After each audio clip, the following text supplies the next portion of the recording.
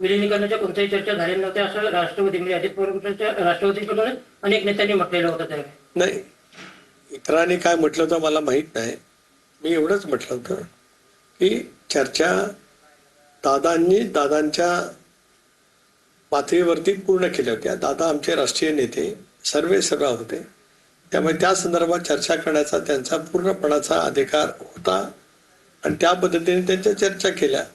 त्या अखेरच्या टप्प्यात आल्या असत्या तर आमच्याजवळ त्यांनी चर्चा अधिक माहिती सांगितली असती. मला चर्चा सुरू आहे काय पद्धतीने आहे त्याची माहिती दादाने मला नक्की त्या ठिकाणी दिलेली होती. आता त्यांनी ठरवलेला जो फॉर्म्युला होता जो मलाही ज्ञात होता ते त्याच्यानंतरचे सगळे दादांच्या दुर्दैवी निधनाच्या नंतरची सगळीच राजकीय समीकरणं पूर्णपणाने बदललेली असल्यामुळे आता तो विषय समोर नाही.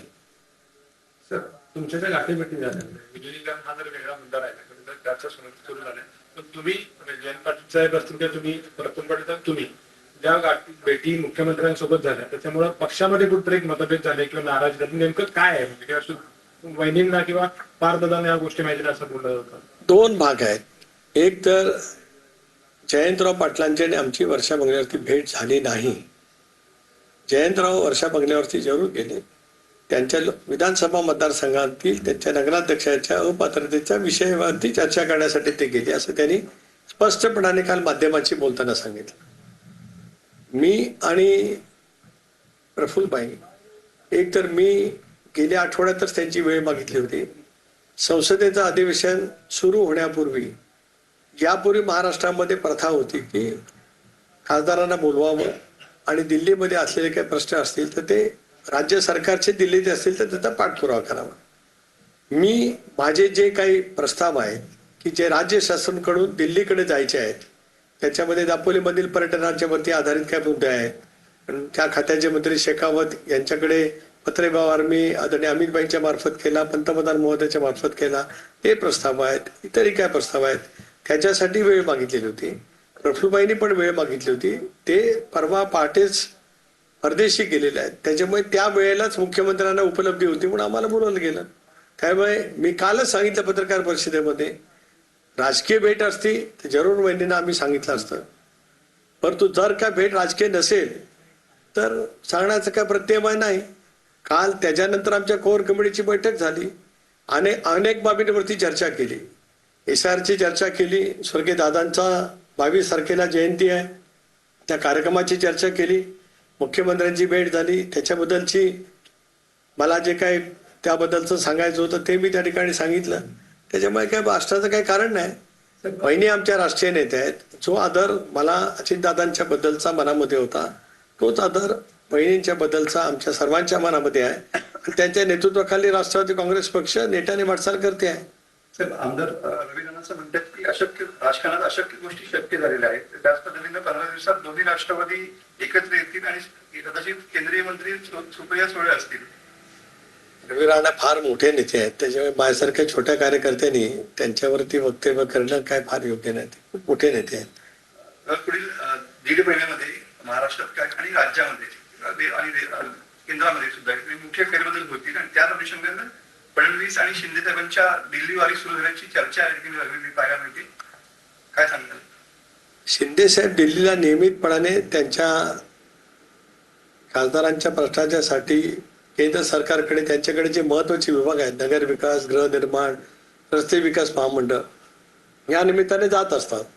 त्यांच्या प्रत्येक भेटीचा राजकीय अर्थ काढणं काही योग्य नाही, कारण ते सुद्धा एक विकासाभिमुख नेतृत्व आहे. एकनाथराव शिंदे साहेब सुद्धा मुख्यमंत्री आहेत. मुख्यमंत्र्यांचे अनेक प्रश्न राज्य सरकारचे अनेक बाबी आज केंद्र सरकारकडे आहेत. अशा वेळेला ते जातात.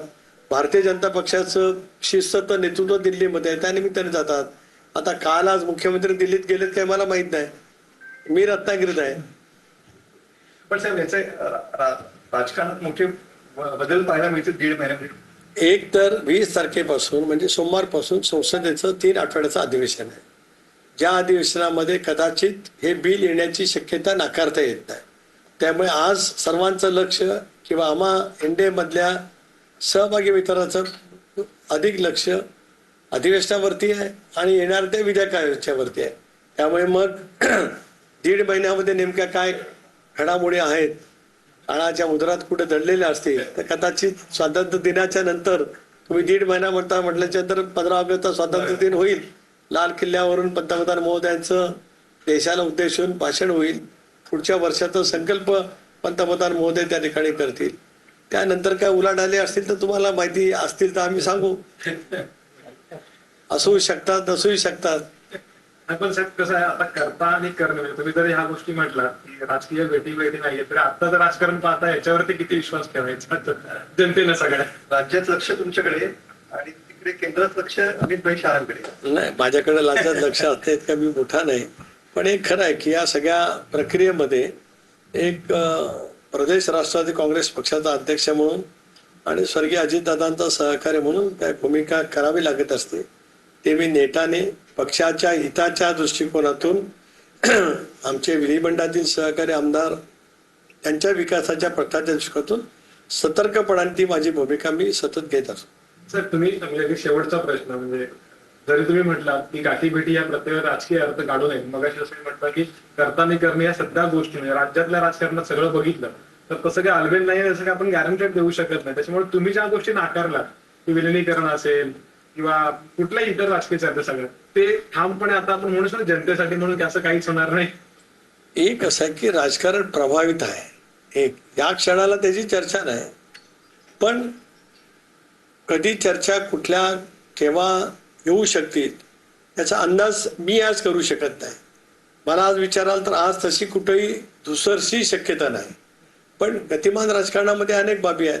आता उद्या विधेयकाच्या वरती विधेयकाच्या बाजूने जे काय संबंध दिल्लीमध्ये मतदानाच्या निमित्ताने जी प्रक्रिया होईल, आपण बघा ना, पश्चिम बंगालच्या निवडणुकीच्या नंतर तृणमूल काँग्रेस जी एक हाती सत्ता 15-20 वर्ष ममता दीदींच्या ताब्यामध्ये होती, तिथे जे काय राजकारण झालंय किंवा त्याच्यातला जो काय फेरबदल झालाय, मागच्याच अधिवेशनात तृणमूलचे सगळे खासदार ज्या ताकदीने या विधेयकाला विरोध करत होते. कारण माझी जागा बसायची, माझ्या बाजूलाच अभिषेक बॅनर्जी बसतात जे आज त्यांचे नेते आहेत, त्यांच्या बाजूला कल्याण बॅनर्जी बसतात. 3 आसनांची जागा आहे. त्या 2 नंबरच्या रांगेत आम्ही आहोत. तिथे तृणमूल काँग्रेसमध्ये झालेली फूट पाहायला मिळते. DMK जे आज राहुल गांधींच्या बाजूला, वेणुगोपालच्या बाजूला बाळूसाहेब बसतात. DMKने पत्र दिलं की आता आम्हाला काँग्रेसच्या बाजूला बसायचं नाही, आमची आसन व्यवस्था स्वतंत्र करा. हे आम्ही मार्च-एप्रिल महिन्यामध्ये अधिवेशन ज्या वेळेला संपुष्टात आलं, संपलं, सायनाडाईन झालं, त्यावेळेला कधीच अभिप्रेत नव्हतं. म्हणजे त्या 2 विधानसभेच्या निवडणुकीने देशातल्या राजकारणामध्ये इतका कमालीचा बदल केला. ज्या मजबूतीने इंडिया आघाडीने 230 मतं मिळवली होती, त्या आघाडीमध्ये आज 50-60 मतं बाजूला गेलं तर चित्र दिसत आहे. त्यामुळे इतक्या घडामोडी काही दिवसामध्ये घडू शकतात. तर पुढे काय घडेल असं मी तरी काय सांगू शकतो. कोणाला माहिती होतं की ममता दीदींचा 2 विधानसभा मतदारसंघात पराजय होईल? कोणाला माहिती होतं की शालिन सारखे कर्तबगार नेते स्वतः विधानसभेमध्ये मुख्यमंत्री जे आहेत ते पराभूत होऊ शकतील? त्याच्यानंतर जो DMK UPA सोनिया गांधीच्या नेतृत्वाखाली स्थापन झाल्यापासून मंत्रिमंडळामध्ये जे DMK पक्ष राहिला, त्याच पक्षाने स्वतंत्र आसनाची व्यवस्था करा, काँग्रेसच्या बाजूला नको असं पत्र लिहिणं, हे इतक्या झपाट्याने जर काय राजकारणामध्ये देशाच्या बदल होत असते, राज्यामध्ये सुद्धा आपण मधल्या कालावधीमध्ये 6 खासदार घेतलेले निर्णय, तर कधी काय घडू शकत असतं. वेगळ्या विषय जनपद विकासाचं आंदोलन सध्या राजकीय विषय झालेला आहे. स्वतः उद्धव ठाकरे साहेब सुद्धा या ठिकाणी मुंबईमध्ये 20 सगळं आंदोलन करण्याच्या तयारीमध्ये असल्याचं पाहायला मिळत आहे. कसं बघतं याच्याकडे? पण जंतर आंदोलन आंदोलनाची योग्य ती दखल केंद्र सरकारने निश्चितपणाने घेतलेली आहे. आमच्या ज्या काय मागण्या असतील त्या संदर्भामध्ये केंद्र सरकार विचार करेल. आणि ज्या वेळेला दिल्लीला जाऊ त्यावेळेला आता परवाच सोमवारपासून अधिवेशन सुरू होते, त्यामुळे त्याच वेळेला एनडीची बैठक मंगळवारी बोलवलेली आहे. कालच निरोप आला की पंतप्रधानांच्या उपस्थितीमध्ये मंगळवारी सकाळी एनडीच्या खासदारांची बैठक आहे. त्याला मी तिथे असेनच, अमित भाईंची पण भेट होईल, त्याला कळेल नेमकं काय चालू आहे. त्या अनुषंगाने महाराष्ट्रात पण तोच मुद्दा धरून महाराष्ट्रात आंदोलन आज आता एक विरोधी पक्ष म्हणून त्याला त्यांची जी काही भूमिका घ्यावी लागत असेल ती त्यांनी घेतली, तर त्याच्यात आम्हाला कोणाला काय वेगळं वाटायचं काही कारण